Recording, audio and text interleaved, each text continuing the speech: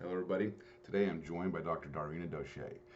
She got her doctorate degree in pharmacology from Cretin University. She is a retired major in the United States Army, and she has a lot of good information about cannabis and the topic of sex, because that's what we're talking about today, sex and cannabis. Did you know that there's quite a bit of veterans that are coming out of the military at such a young age that are experiencing some sexual difficulties? We don't hear a lot about that, and that's not surprising. But today there's a four-part series we're about to execute right now to talk about this. So stay tuned, and I hope you enjoy it.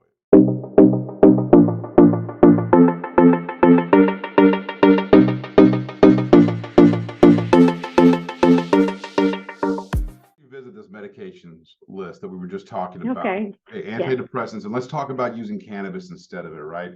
So we'll Okay. talk about antidepressants first, and then we'll go through a few others. This will be good. So antidepressants. The difference on your body between taking antidepressants and using cannabis when it comes to sex. What differences does your body react? How does your body react differently that makes using cannabis and your sex life better? That's actually a really good point. So when you look at antidepressants, they regulate different pathways of neurotransmitters in the brain, right?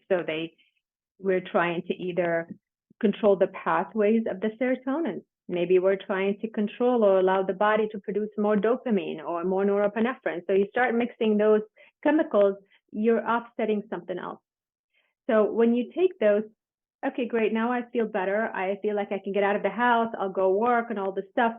But some other neurotransmitter affecting different hormones in different parts in my brain that I just don't want to have sex anymore. I just don't feel it. I'm numb, Yeah, right? Because when you start messing with the neurotransmitters in your brain, you're not just controlling everything. You're controlling one aspect of it, but that is like a bridge that just cuts the circulation to other things.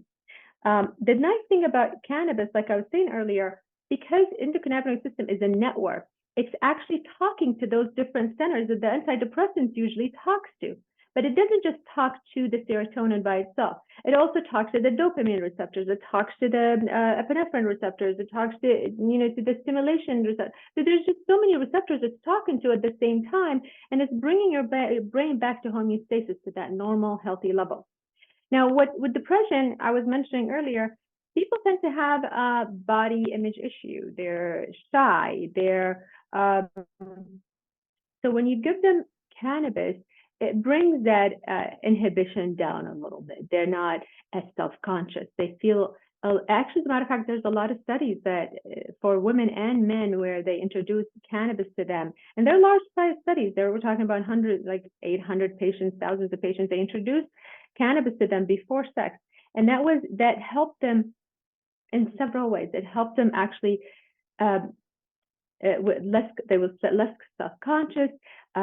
It gave them a better orgasm, a more prolonged one. It also it stimulated or heightened the touch or the feeling effect. So, and there's also a study, and I've been trying to find it, but it was done in Austin actually, where they were injecting THC, which is the active component of cannabis, and the women clitoral, and that actually induced orgasm, higher orgasm, and also ejaculation with women, which is a positive finding because we haven't been able to replicate that with other stuff. wow. Kind of Mhm. like having like a pill or a Viagra for women, almost. It seems like. Correct. That's absolutely right. So let me ask you about antipsychotics. Antidepressants, antipsychotics, are they different or the same? They're not the same. No, Okay. they're different. Yeah. Can we talk about antipsychotics, sex, and the difference between using cannabis and antipsychotics? Yeah, absolutely. So antipsychotics, they're known to be what we call they induce sexual dysfunction, and we see that it's a high percentage. We're talking about like 45 to 80% of the patients, men and women, both actually have this issue, and it's because they tend to block the dopamine 2 receptors in the brain, and those are medications like your haloperidol or Haldol. You hear people, they take that to calm them down. They have psychotic situations, risperidol, and so on. So those, when you block that, they also they're classified, they increase that prolactin that I was telling you about, right? So when you have an increase in prolactin, that's elevated in your body, that's a female hormone. So they have, and it messes up with that functionality of the dopamine receptor that's supposed to make you happy. So when you're blocking the dopamine receptors, you're not getting the happy hormone in your body to get you excited, right? So that's what those medications do. Why did they Versus, block that? I'm not to interrupt, but why? What was the role of that? Is it important? Did they when they made this drug, did they know that it would block that dopamine? Is there a reason for it to block that dopamine? no, they don't make it to be that way. We always Okay. discover medications, and a lot of the medication we discover a lot of times in the beginning, we don't know how it works, but hey, it works, and we start using it. We tested on enough patients, it didn't kill enough people, so hey, great, it works. It reduced, they're no longer climbing over the wall, so that's a good sign. It's working. Well, but it's affecting other systems in the body. So that brings us to the cannabis. Cannabis doesn't do that. Cannabis actually stabilizes and normalizes your dopamine release. And it doesn't affect your immune system. If anything, it kind of regulates your immune system, so you're not producing, and your endocrine system, so you're not producing too much of the prolactin or too much of the other hormones, so you're at balance. That's what I wanted to do. I was kind of curious about the difference between these two. Let's also talk about we'll talk about opioids, and then I want to talk about blood pressure medication, and then from there we're going to lead into ED and sexual issues with both men and women, all having to do with cannabis. So I just want to give you an idea of where the road's going. This is going. Okay, good. So let's talk about anti-seizure medications. I have a lot of friends of mine who I served with who wind up having epilepsy due to brain injuries, right? From blasts to things of that nature. I've come to find out it was far more common to see people on seizure medications coming away that were hurt in the military. I also know that one of my friends, he's got bad epilepsy, and he uses cannabis because he'll have pain all throughout his whole body, and he shakes from the pain. And I remember one time he was over at my house, and it was coming on. It was really painful for him, and I had to give him some of the extracts that was that real potent. He was able to smoke that real quick, and it helped. So what is it, these anti-seizure medications? Why do we see people wanting to change? I mean, you're seeing Texas, when they first legalized cannabis, it was only for epilepsy, which means that they obviously, as staunchly as they don't like cannabis, they had to agree that there's a medical application for seizure medication when it comes to cannabis. So what's the difference between these seizure medications that we're getting from the VA for veterans and cannabis? And how does it apply to us in sex? So it's a similar concept to the antipsychotic, really. I mean, you're altering the pathway. You're also altering the neurons responses in the brain, just to kind of keep it on the simpler side. So one, you're blocking the dopamine, which is one of your happy hormones or your happy neurotransmitter. Now you're changing the neurons, or the way the nerves talk to each other, so that causes sexual dysfunction. You also mentioned they have injuries. Is those injuries to their brain? I mean, that's a physical injury to the brain. So, yes, you're having seizures, but which one is it the sexual dysfunction that came first, or was it the injury? If it was the injury, sometimes the medications do help reduce that hyper firing of those neurons when they talk to each other, or the imbalances. And we found that cannabis actually reduces seizures. I mean, we know a lot about a lot of young girls or kids that had brain cancer, and they had seizures, and they were having as many as like 40, 50 seizures a day. And we put them on cannabis, just on the sublingual, and boom, it dropped it when they were taking medications that weren't effective whatsoever. And they were paralyzing the kids, because you can only go so much with anti-seizure medications, because you're changing the electrolytes also in the brain, and that has to do with your vascular system, and how the blood flows, and how it goes from one side of the vascular system to the other. And with erectile dysfunction, or with sex in general, it all has to do with the blood flow, right? So if you don't have that blood flow, you're not going to have an erection. You're not going to have stimulated clitoral. So that's where the cannabis tends to goes back to that endocannabinoid system where you give it cannabis to help it go back to its normal level. So we can't do that we haven't been able to do that or replicate the exact same effect on antipsychotic medications or anti-seizure medications for those patients. And we found positive results with it. And there's so much more to learn about the endocannabinoid system in relation to those disease states. All we know right now, it's working and it's safe. And if we can give it to little kids and they're fine, I'll give it to little kids all day long, honestly, over the other medications. I agree with that 100%. And I think too, if we were able to legalize it, we would be able to take all these cannabinoids and start pairing them up with all these diseases, all these issues that we have, and start finding real answers. I mean, if you could take a certain cannabinoid and mix it with another cannabinoid to take a holistic approach to a person's health, I think we'd have a much healthier country. Now, they won't make as much money. I'm afraid that somebody will make money. Somebody isn't going to make money. Yeah, this is the way the world works.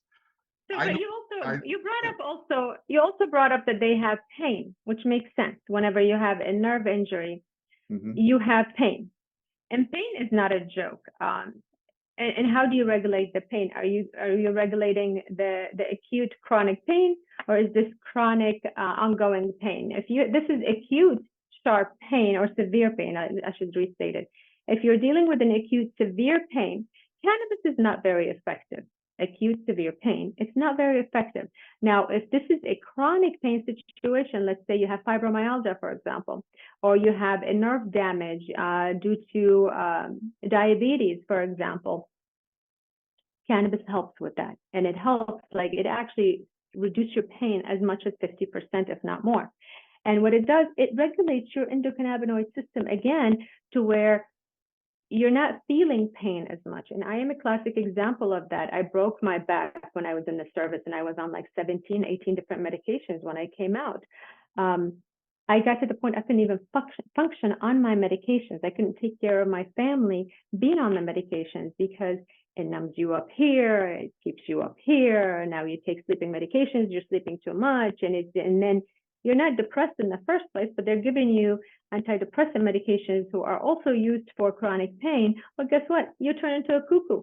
So once I stopped weaning myself off the medications and switching, and I started introducing cannabis oil into my system and doing sublingual drops, my life was completely different. And I noticed like with my back pain, it used to be a 10 out of 10. I can't sleep. Some days I'm just up the whole night just crying in pain. I just would rather be dead than have the pain that night. And to take the cannabis, I am at a manageable 4 out of 10 level. It's still there, but I can go to sleep. I can go work out. I can get out of the house and have a functional life. I can go back to work. So that's what it was, how it was positive in that sense. For migraine, the same thing. I don't have to take the Imitrex anymore. Or if I take it, it's probably because if it's an emergency, I'm traveling, I can't travel with my cannabis. I'm actually a legal cannabis patient in the state of Texas.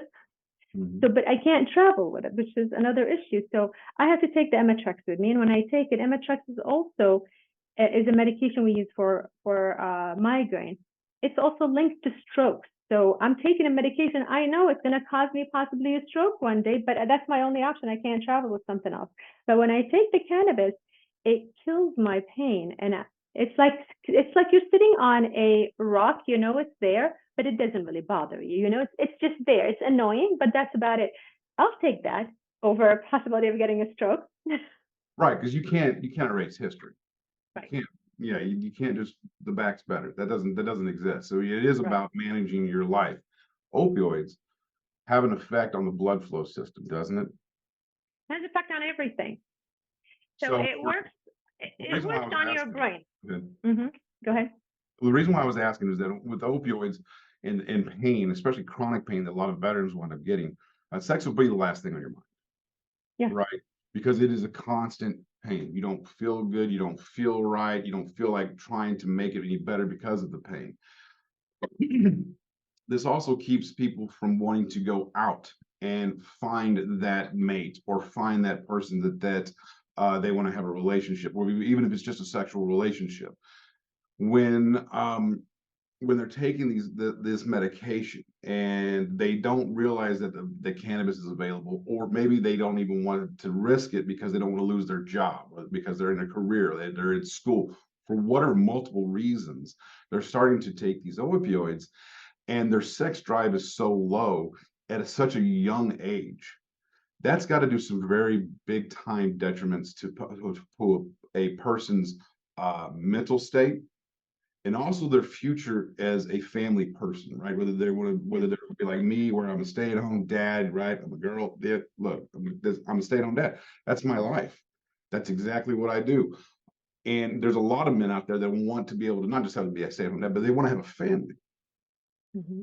And to get the family, you have to be willing to enter into the realm where you have to meet, you have to talk, you have to communicate, you have to build the relationship prior to building the sexual relationship for it to advance. Opioids at such a young age really do hinder that. They hinder males and females acting the way they should be acting at that young age. And that, I think, is extremely detrimental. That, to Yeah. me, is a problem that we're going to have to deal with, that we're going to have major issues that are completely separate in 50 years because of that, Mm-hmm. right? What if you were a doctor and you had a magic wand, right, for the medical community when it comes to cannabis and sex? What would be the first thing that you would want to do? Is it to introduce the cannabinoid system into medical schools? Is it, where is it that we need to focus on educating to say, hey, maybe we should try cannabis prior to starting these antidepressants, antipsychotics, and the blood pressure medications that are actually going to hinder this person to reproduce?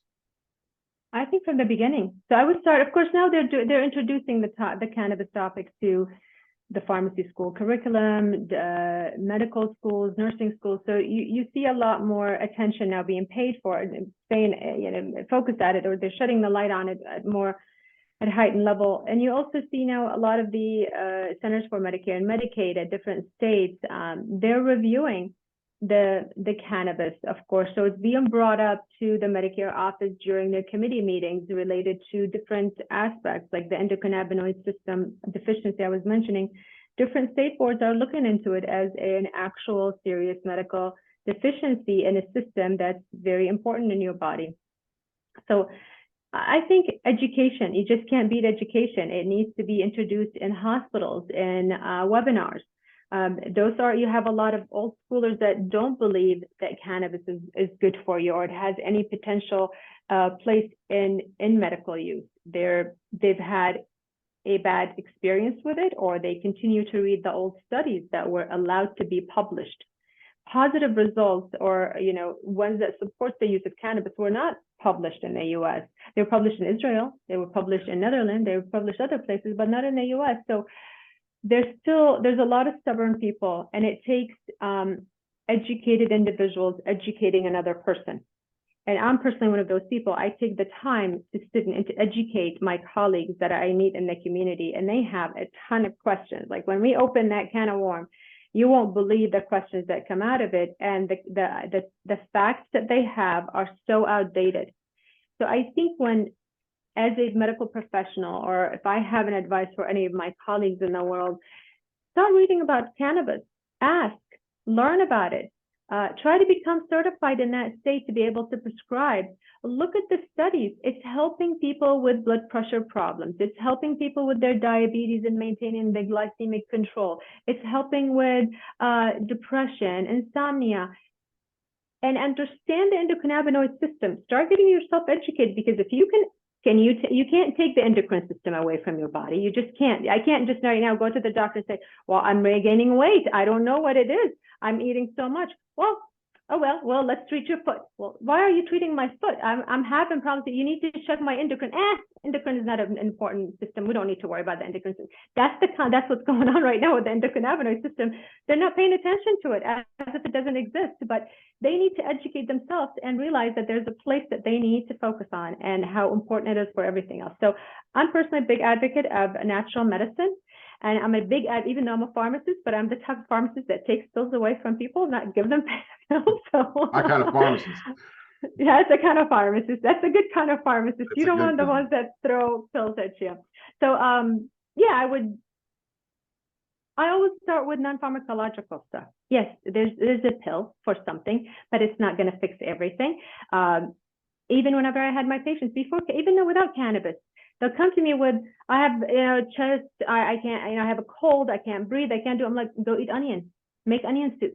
That's a good expectorant. It's going to help you cough things out before you take Mucinex. So, I mean, things like that. That's what I would tell people. Take honey, do, lemon tea with honey. It's things like that. Before you take anything else, it's the same thing. You're just going to let this virus run its way through your body. Of course, now if you're developing infections and so on, you're developing fevers, then you need to go to the doctor. But we're talking about initial stages where you don't need medications. And even if you do, start with cannabis a little bit in the beginning and see how it boosts your immune system.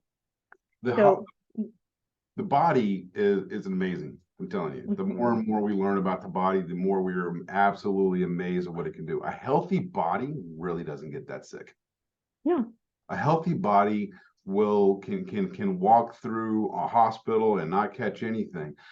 And a large reason for that is, now that doesn't mean that you wouldn't catch Ebola or something like that. Those are outlying factors. But all in all, the healthy body performs very well in life.